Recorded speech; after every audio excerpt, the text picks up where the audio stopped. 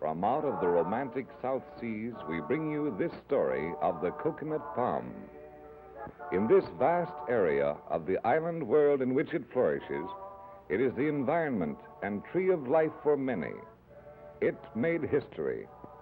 As man's early quest for coconut oil brought the traders and planters, it also attracted foreign powers for conquest, followed by the blackbirders, ruffians, and the beachcombers. Mankind's need for the coconut palm increases, and yet no man perhaps knows all the uses to which the palm is applied.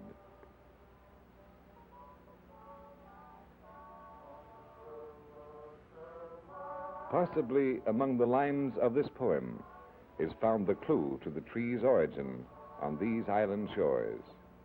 Cast on the water by a careless hand, day after day the winds persuaded me. Onward I drift till a coral tree stayed me among its branches, where the sand gathered about me, and I slowly grew, fed by the constant sun and the inconstant dew.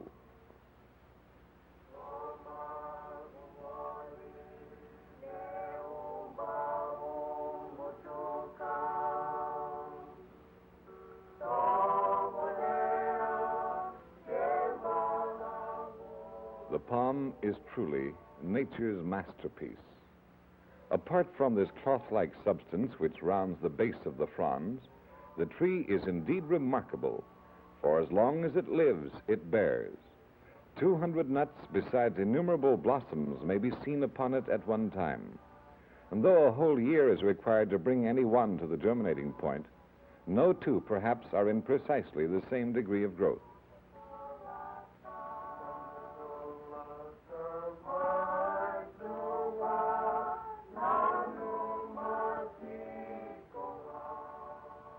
The tree delights in a maritime situation. In its greatest perfection is found on the shores where its roots are actually washed. Centuries ago, long before discovery of these islands and the use of the dried kernel for commercial uses, these people looked to the coconut palm for most of their needs. To these island people, it is emphatically the tree of life.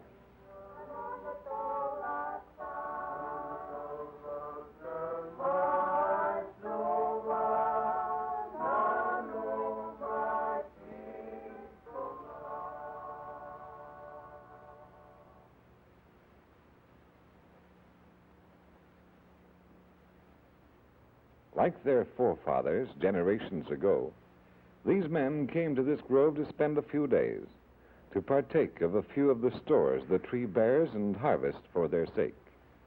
Here on the shores of this placid lagoon, within sound of sea and surf, a lean-to is built for their temporary stay.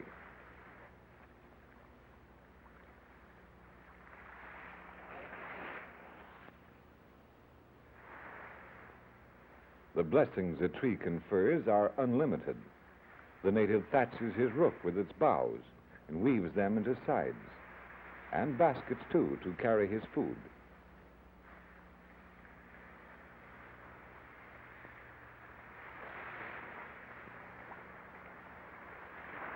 Year after year, he reposes beneath its shade, both eating and drinking of its fruit.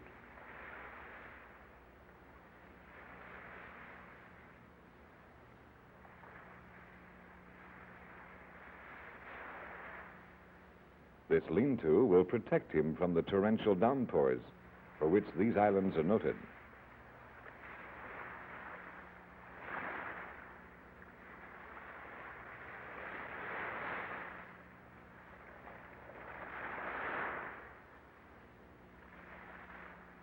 Here in these tropical isles, it's not unusual to rain an inch in 1 hour.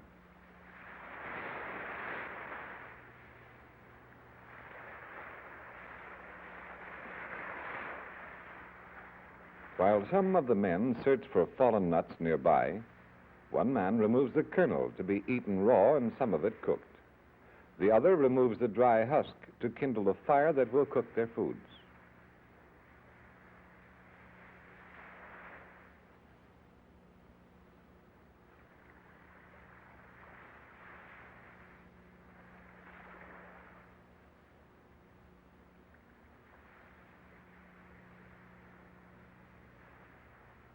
A tasty addition to their meager fare is this large coconut crab that climbs a tree to nip off the green fruit with its powerful claws, returning to the ground to gorge itself with the soft flesh of the unripe nut.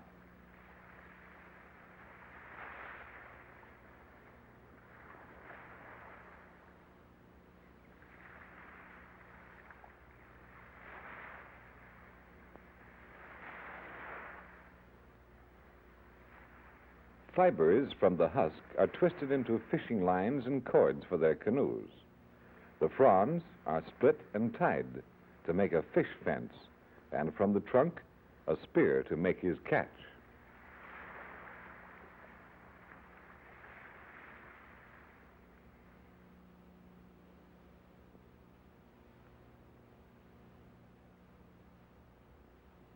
The husk surrounding the green coconut acts as nature's insulation, helping to provide a cool and pleasing drink from the nut in the heat of the tropics. The liquid from the nut is often the only source of drinking water on many islands, where for months no rain has fallen. The islanders have found use for every part of the palm.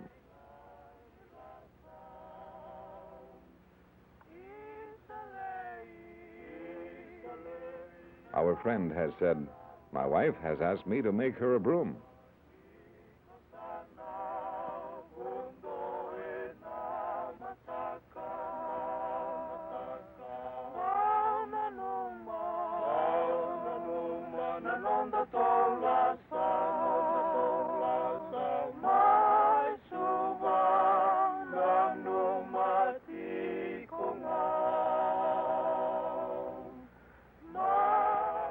The men sing until the last rays of light fade from the sky.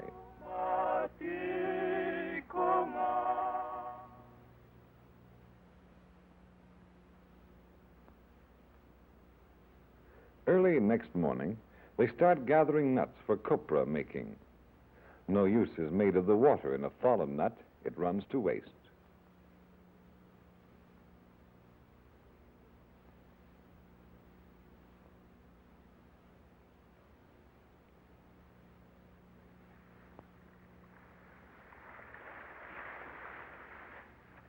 To carry and store the green kernel, a container is woven from leaves of the fronds. This basket is built to allow circulation of air. Otherwise, the kernel would spoil from mildew in this humid climate.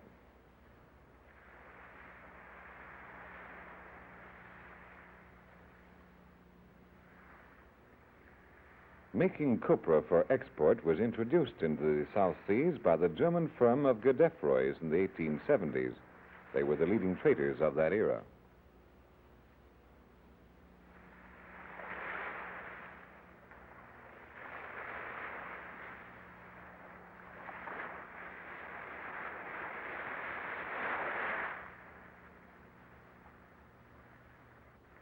Not all of the coconuts will be opened here.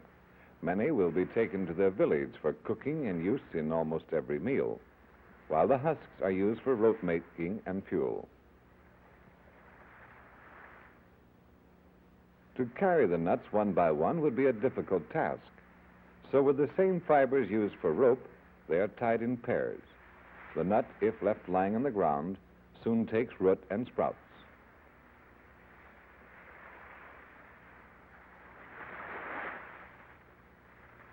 To prevent this, they are piled around stakes in this manner and may stand for months at a time.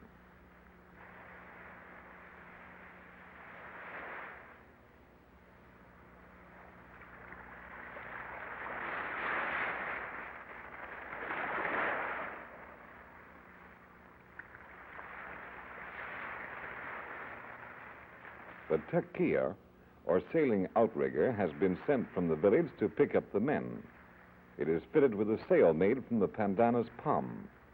The takia provides the only means of transportation on islands where there are no roads.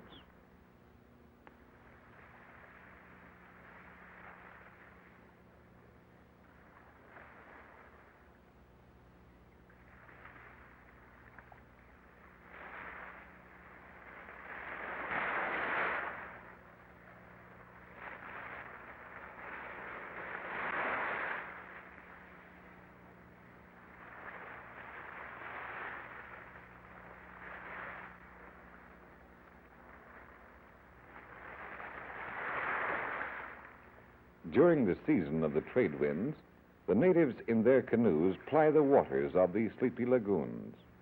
Their brown bodies act as a mast, a palm frond unfolded as a sail.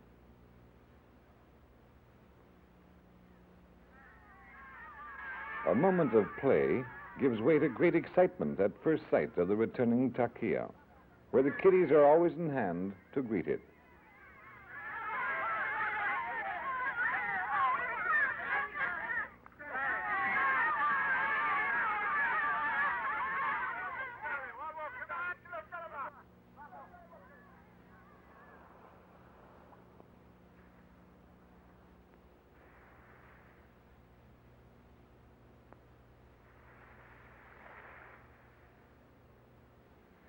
Coconuts found floating and lying on the beach are transported by Grandma in her own ingenious way.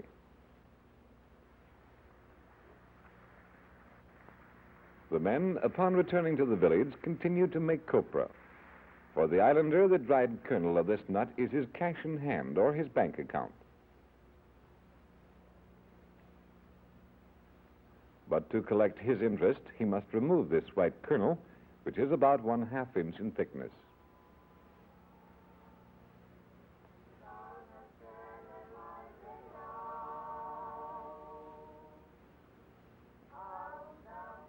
The kernel is laid on mats in the sun to dry. In 5 to 7 days, it turns from a pure white to a brownish color and emits a toasted, nutty odor.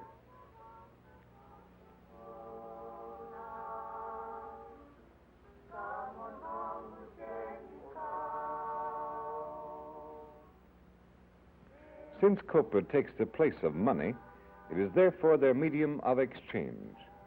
Like any normal family with cash on hand, this native mother and children are on their way to spend it.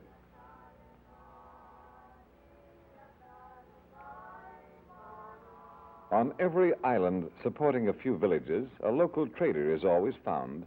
The chances are he'll be an East Indian or Chinese. Most of the transactions take the form of barter.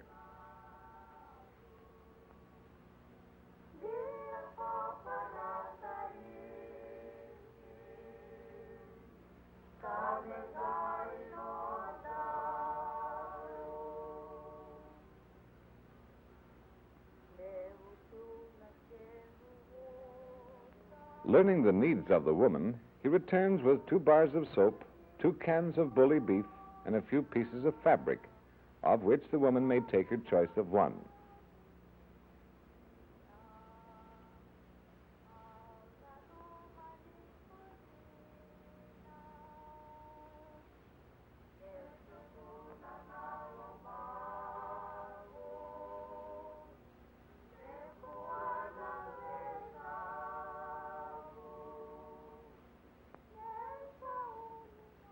At present, copra brings a high price. The woman is well satisfied with the articles received in exchange.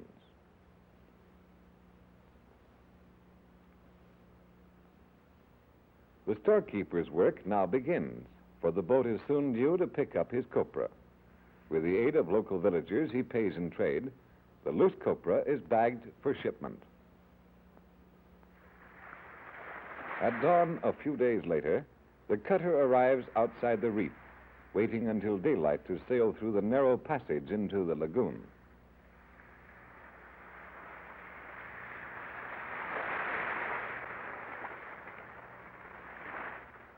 Each bag weighs over 100 pounds and is carried by these barefoot men to the loading boats just offshore, then transferred to the cutter in deep water. The cutter drops it off at a warehouse for reshipment to commercial users throughout the world for use in soaps, margarines, glycerin, and a multitude of other uses.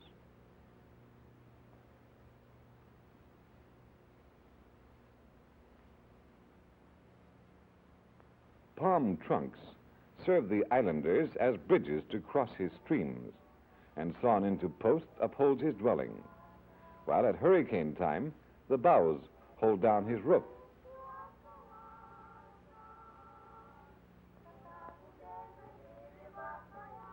In every village, this scene is duplicated, where we find a woman of the household grating coconuts within the shell.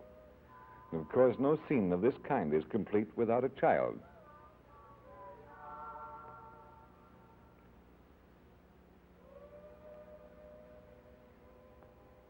The nut meat is used extensively as food, but the most favored is perhaps the cream called lolo, which is extracted by squeezing the grated nut through hibiscus fibers. It tastes not unlike dairy cream, although richer and contains more fats.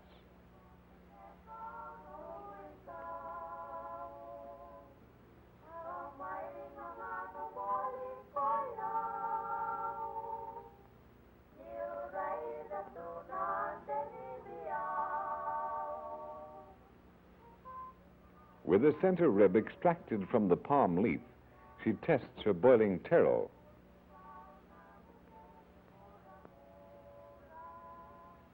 A fan from the same palm fans the blaze while dry husks supply the fuel.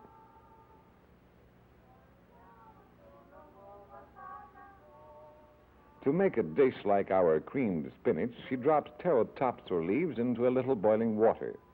By adding the lolo and grated nut meat, a most delicious and palatable dish results.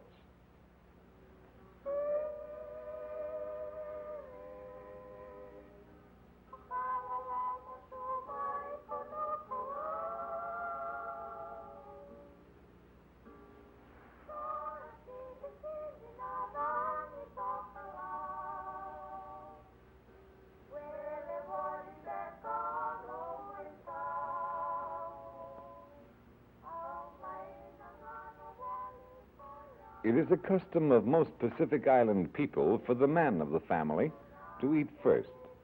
The woman waits until her husband has finished before she partakes of the meal. Banana and breadfruit leaves take the place of dishes. These island foods cooked in lolo and garnished with grated nut meat is a good example how coconuts are used in almost every meal. It is an old native custom to eat with the fingers.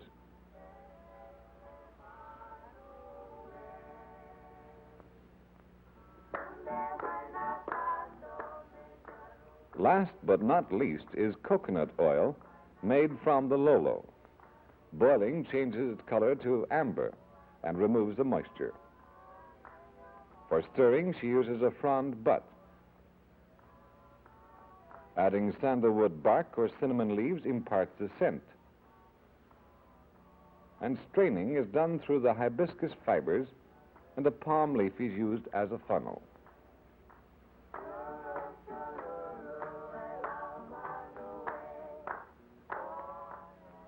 No islander is ever considered well-groomed unless their bodies and hair glisten with scented oil, as, for instance, this island belle, who's polishing herself for the occasion of joining the villagers in singing a fond farewell song to the departing cutter, about to make way and sail out through the passage of the lagoon.